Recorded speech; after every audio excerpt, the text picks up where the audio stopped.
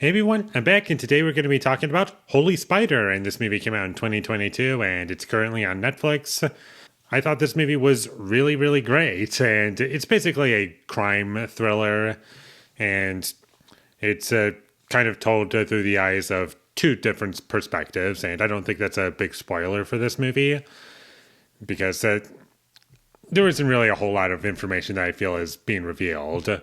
One perspective through our main character, who is a journalist, and the other through the eyes of the killer. I really enjoyed watching the movie from both perspectives, and you get a decent amount of character development and what each character is going through, and they have like different motivations, and they're very interesting to watch. And personally, I preferred the perspective of watching this movie from the eyes of the killer over the main character. Not that she's uninteresting or boring. There's plenty of things about her that the movie manages to do to make her interesting. But I just prefer the killer. He's just a bit more of an interesting character, in my personal opinion.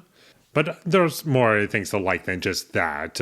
I really love how things were presented in this movie. And the movie is very well shot, and you can really tell there's plenty of care put into the visuals, for like a lack of a better word. And in the first 10 minutes, you can tell that this movie is not going to hold back at all. And I didn't even realize that, according to Netflix, it was like NC-17. Like, you do see plenty of, well, not a whole lot of nudity, but you see full-on nudity in like the first 10 minutes of the movie, and the movie's not afraid to show any of this.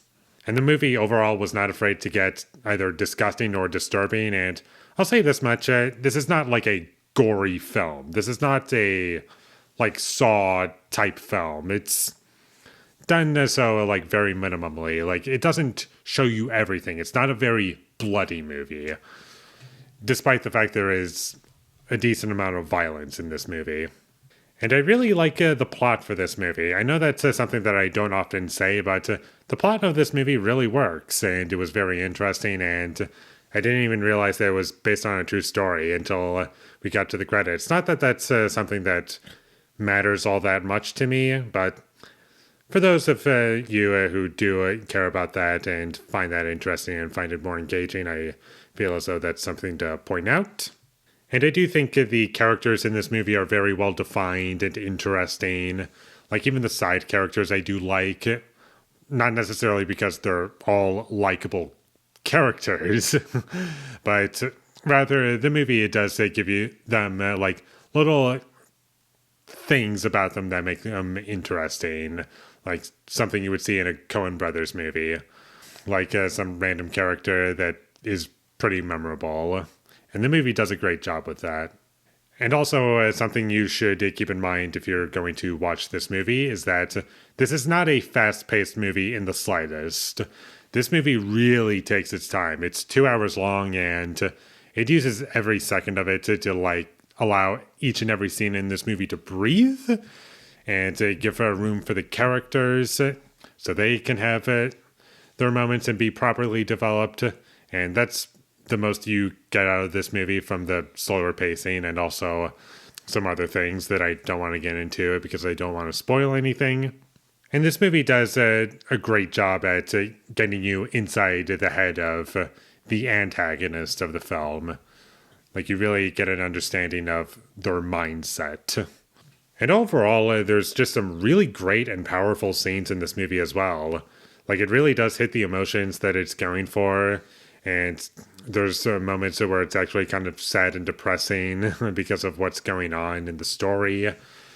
And if I'm going to have any critiques about the movie, I would say it could have been probably 10 minutes shorter, which isn't a huge issue for me, but I feel as though it's worth mentioning. Like I said earlier, when I was talking about this movie based on a true story.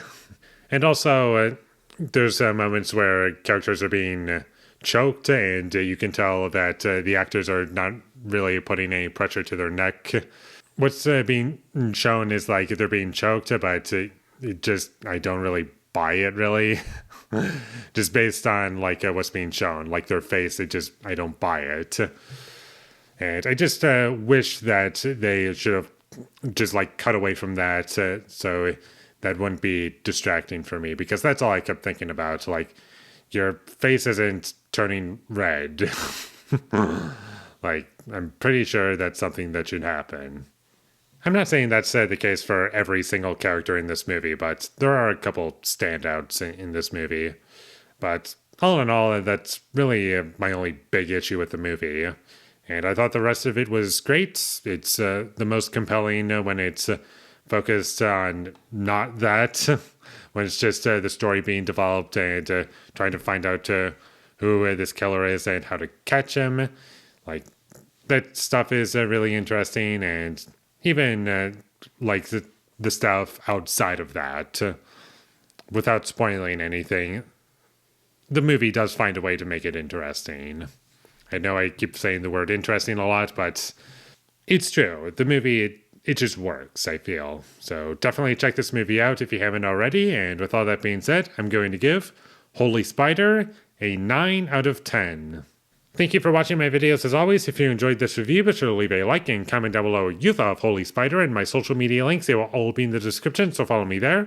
And last but not least, subscribe to be a part of Foley Nation, and I'll see when I get my next review up, and that is going to be for Changeling, if I pronounced that correctly. So look forward to that, but until I get that up, thank you for watching and have a great day.